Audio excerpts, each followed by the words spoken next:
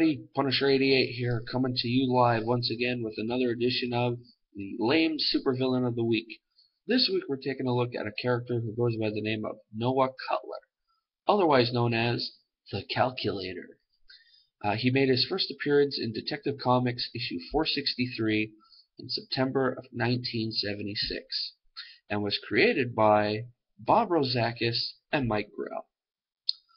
Now, over the years, a lot of comic book characters were created by either a typical event that was going on or a trend of the times or whatever. So that's what we got when we got this character. Basically, in 1976, a big thing that was going on at the time, a big trend, was the famous pocket calculator. So this character was based off just that. Basically, his suit was very lame looking, but I mean, it was this giant, like a calculator keypad on his chest, and he had this weird LED display helmet thing, and depending on the different buttons he pressed on his suit, he could make constructs out of hard light, and so he kind of had the same power that Green Lantern has, but Green Lantern's a lot cooler. He was also featured, the Calculator, was featured in a series of one-shot adventures in Detective Comics, and he was known for stealing objects when they're at their most valuable. Sounds pretty lame to me, but anyway. And in the process, he got into many fights with different members of the Justice League. As he was defeated by hero after hero, he would always be shown pressing a special button on his suit that would, as it's revealed to readers later on, it would say, "Turn defeat into victory." Now, after months and months of appearances and people wondering what the heck did all this mean, it was finally revealed that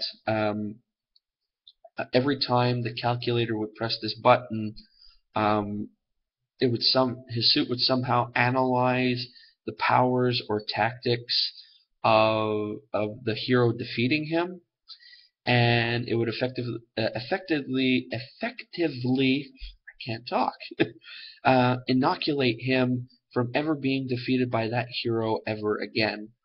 And this immunity kind of turned itself into like a force field, rendering a hero unable to touch or otherwise affect the Calculator in any way.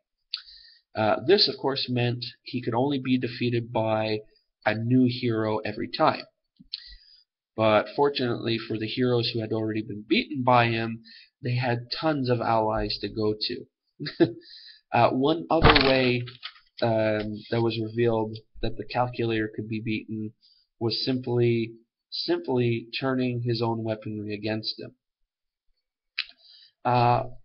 Over time, the Calculator made other little appearances in smaller DC titles, such as Blue Beetle and Hero Hotline. In the 2004 miniseries Identity Crisis, the Calculator was revamped as a non-costume villainous analog to Oracle, a source of information for supervillains planning heists and whatnot. He was known for offering suggestions of weaponry, assisting with logistics, etc. The only difference between the Oracle and the Calculator was, and this was written in the story, the Calculator would charge $1,000 per question, unlike Oracle, who works pro bono. He became a major player in the Infinite Crisis crossover, Villains United, as a core member of Lex Luthor's secret society of supervillains. His allies included such villains as Dr. Psycho, Dr. Light, and Deathstroke. One other thing that's known about Noah Cutler is he he suffers from severe obsessive compulsive disorder, and actually for a long time it wasn't really known to his peers that he did suffer from this. Um, Although at one point in the comics, it's kind of hinted at when he was in charge of monitoring Supergirl, and to control his obsessive compulsive disorder, he he basically would take medication and whatnot. However, in whatchamacallit, in the Birds of Prey comics, he became really obsessed with trying to find out who Oracle really was, and in in the process of him trying to find out, since he was so, you know, obsessive and whatnot, it led to him going get having a mental breakdown, and he stopped taking his medication, and he would get these really strange nightmares of um, of Oracle, or the avatar Oracle would use, which was this green mask, and like it would really freak him out. And there, he was a really freaky character. This guy Noah Cutler, but as freaky he was also basically, you know, very dumb and lame. um, Whatchamacallit there. Let's see. And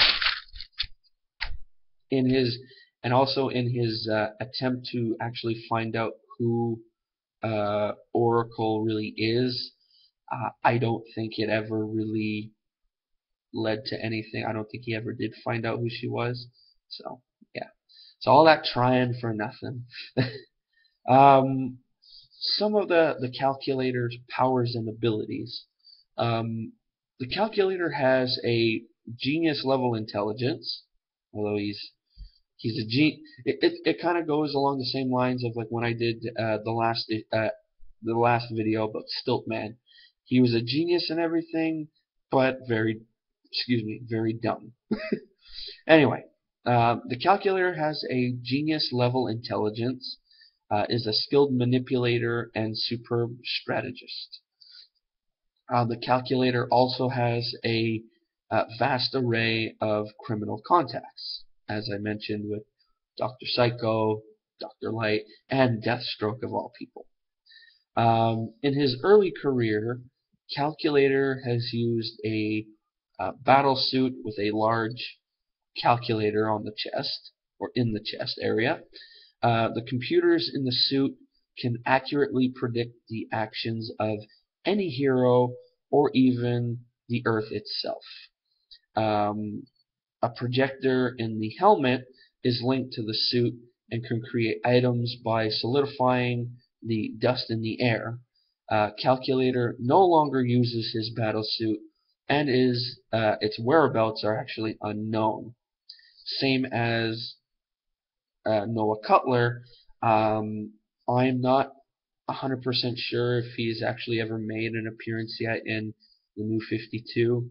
To be honest, I wouldn't really see a reason why they would have to include him in the New 52, because he's not really a, you know, big character or whatever. So if he, along with his battle suit, are still unknown, good riddance. That's all I gotta say. Um, some notable appearances for those of you out there who actually might want to actually check this character out. Well, there was Detective Comics 463, where he made his first appearance. The Final Crisis um, series, which was issue 1 to 5, he makes an appearance in there. Birds of Prey issue 126. He makes an appearance. For those of you who read the old Birds of Prey comics, not old, but you know what I mean. And then in Teen Titans Volume 3 issue 74 and Teen Titans Volume 3 issue 92. Those are the most notable titles that I know of him appearing in. So, and that's that. I know there wasn't really a lot of info I could give because I mean, this character really doesn't have a lot of info. He's a very minor villain, but he does show up every now and then on, you know, worst comic book character lists and whatnot. So, yeah. Therefore, this video being so short, I put air quotes because I mean it is over 10 minutes, but for me and those of you who watch some of my other videos, this is considered a short video. But anyway, so I hope you enjoyed this little history lesson, whatever, this lame supervillain of the week. Um, for those of you who are wondering if there's any options to vote on for tomorrow's review, yes, I already posted 4 options on the Punisher 88 Facebook page, but I'll relay them to you here as well. The options are Sinister 6 issue number 2, Star Wars issue number 2, Darth Vader issue number 1, and what is the 4th option?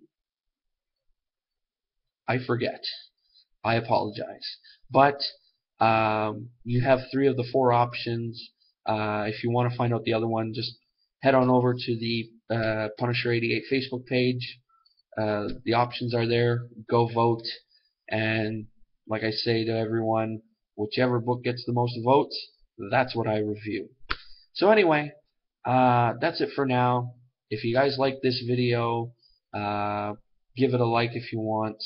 If you like videos like this video, take a look around my channel. I have other videos like it now, as well as my reviews, unboxing videos, and I should be doing an unboxing soon because the February Loot Crate should be coming in the mail soon, either this week or next week, I believe. So stay tuned for that. And if you like my channel altogether, before you leave, make sure to click that subscribe button before checking out. And that's all I got to say. So anyway, till tomorrow, this is Punisher 88 signing off. See ya!